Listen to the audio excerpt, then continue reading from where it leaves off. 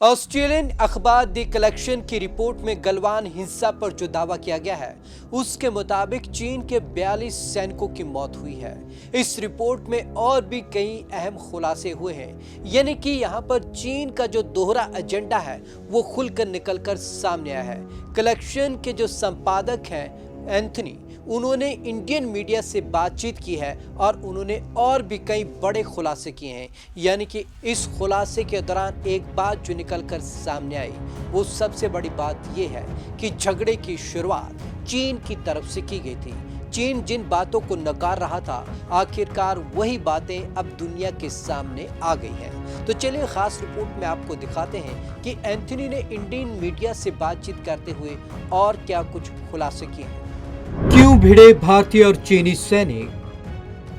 The collection के संपादक Anthony clone ने इंडियन मीडिया को दिए गए इंटरव्यू में बताया कि भारतीय सैनिक ये पता लगाने गए थे कि क्या चीनी सैनिकों ने बफर जोन से अपने शिविर हटा दिए हैं। इसी दौरान दोनों सेना के सिपाही आपस में भिड़ गए और ये हादसा हुआ। इस बात के सबूत भी हैं। ये सारी जानकारी चीन के first hand social media account पर मौजूद थी, जिन्हें बाद में हटा दिया गया।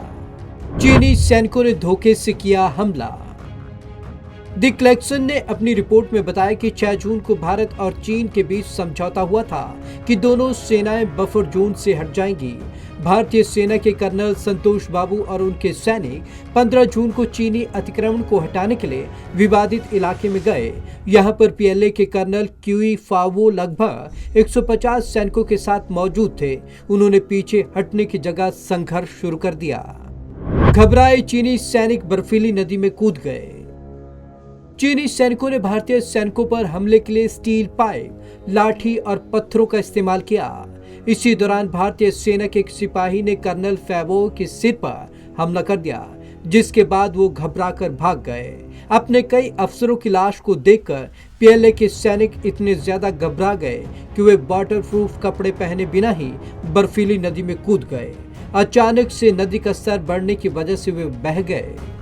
चीन ने 2 घटनाओं को मिलाकर पेश किया। करीब 1.5 साल की रिसर्च के बाद गलवान डिकोडेड नाम की रिपोर्ट में कहा गया कि चीन ने गलवान का सच छिपाने के लिए 2 अलग अलग घटनाओं को आपस में जोड़कर पेश किया। इससे एक बात तो साफ है कि ड्रैगन जो चाहता है वो करके ही मानता है, यानी कि वो दोहरी नीति अपनाता है।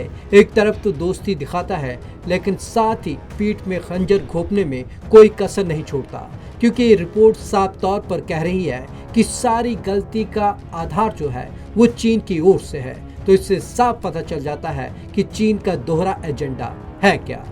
Bureau report, Punjab Kesari TV. चीन ने आज तक कबूल नहीं किया है कि गलवान में उसकी इतनी ज्यादा तादाद में सैनिक मारे गए हैं। वो अब भी सिर्फ यही बताता है कि उसके सिर्फ 4 सैनिकों की मौत हुई है, जबकि रिसर्च रिपोर्ट साफ तौर पर बता रही है कि गलवान हिंसा में चीन को भारी नुकसान हुआ है, यानी कि उसके 42 सैनिकों की मौत इस दौरान हुई है। तो चीन का जो दोहरा एजेंडा है वो निकलकर अब पूरी दुनिया के सामने आ गया है। चीन एक बार फिर से बेनकाब हो गया है। तो आज की इस खास रिपोर्ट में बस इतना ही। विवेक शर्मा को दीजिए इजाजत। नमस्कार।